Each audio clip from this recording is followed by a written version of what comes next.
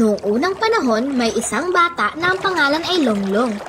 Lagi siyang pinagtatawanan dahil ang laki ng kanyang ilong. Lagi din siyang inaalila ng mga kabarkada dahil laging natatalo sa mga palaro. Talo ka na naman, Longlong! Pagsisilbihan mo na naman kami buong araw! Sabay tukso sa kanya ng talo. Si Longlong talo! Si Longlong talo! Talong! Talong!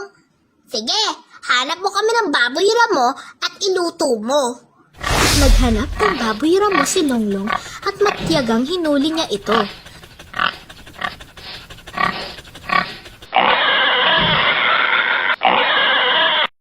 Kanyang niluto at ipinakain sa mga kabarkada. Sarap ng pagkaluto mo, Longlong! Sabi ng kabarkada niya. Ganun pa man, ayos ang lahat kay Longlong. Dahil may minamahal siyang napakagandang babae na ang pangalan ay Shuka. Mahal din naman siya ni Shuka dahil sa katangian ni Longlong. Namumula ang pisngi ni Longlong at nagiging kulay ube ang kanyang ilong tuwing sila ay magkikita. Ngunit ang kanilang pag-iibigan ay hinahadlangan ng ama ni Shuka. Ayaw niya kay Longlong dahil ito ay isang talunan. Tigilan mo ang anak ko, kundi kitirisin kita! Sabi ng kanyang ama.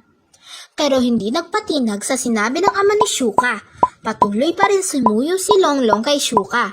Pinagpitas niya ito ng iba't ibang prutas at dinala niya ito kina Shuka.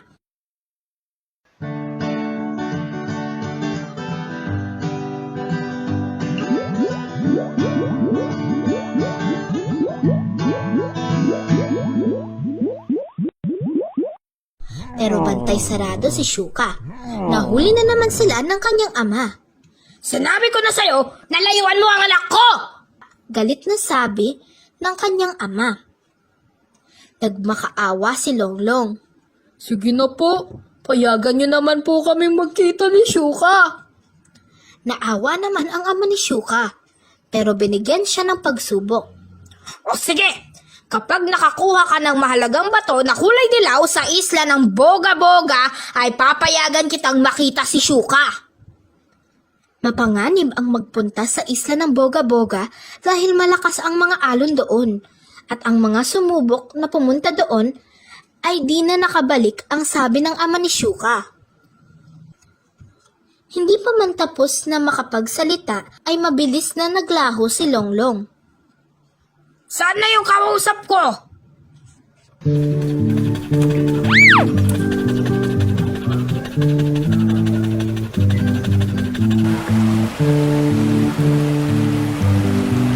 Ganun pa man, walang takot na naglayag si Longlong pupunta sa isla ng Boga-Boga.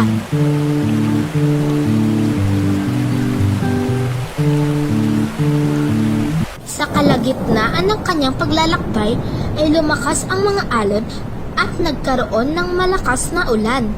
Lumubog ang bangka ni Longlong at tinangay siya ng malakas na alon.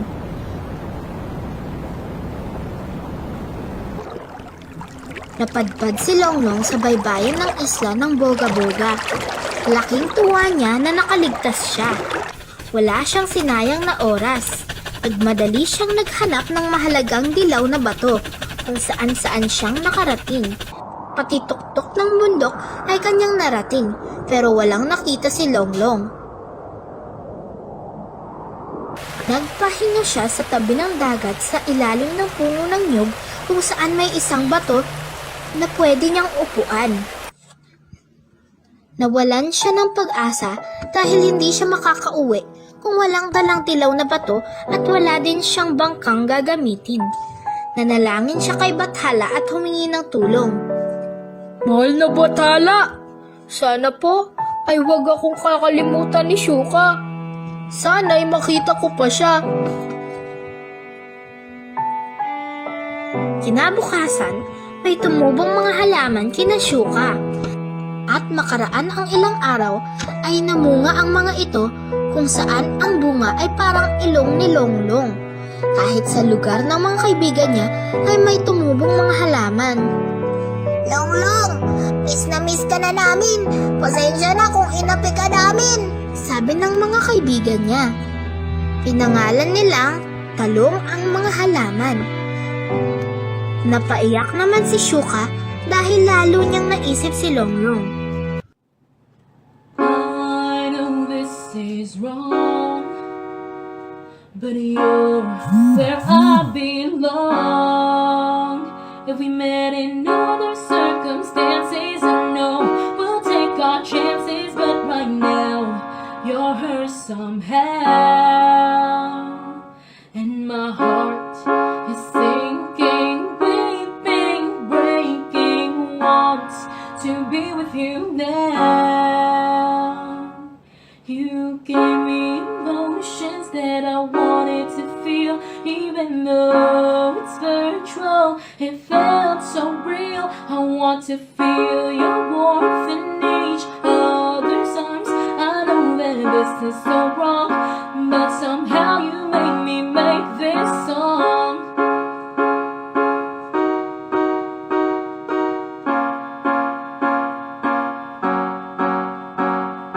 I need to let you go, but I don't want to show that we met in other circumstances. I know we'll take our chances, but right now you're her somehow.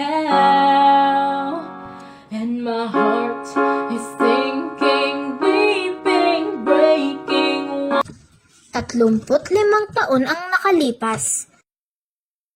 Tumanda na si Longlong at pumuti ang kanyang buhok. Humaba din ang kanyang balbas. Nakagawa na siya ng isang malaking bangka.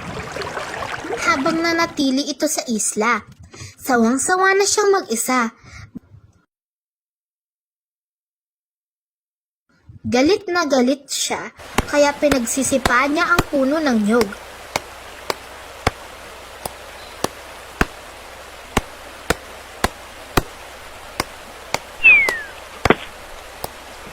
Nalaglag ang bunga ng nyug at tumama sa batong inuupuan ni Longlong.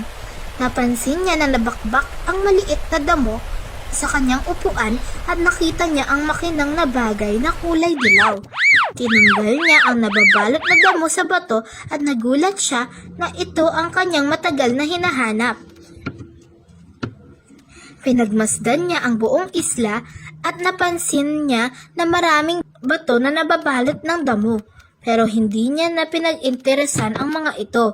Binuhat niya ang bato na napakabigat. Sa wakas ay makakauwi na ako, sabi ni Longlong.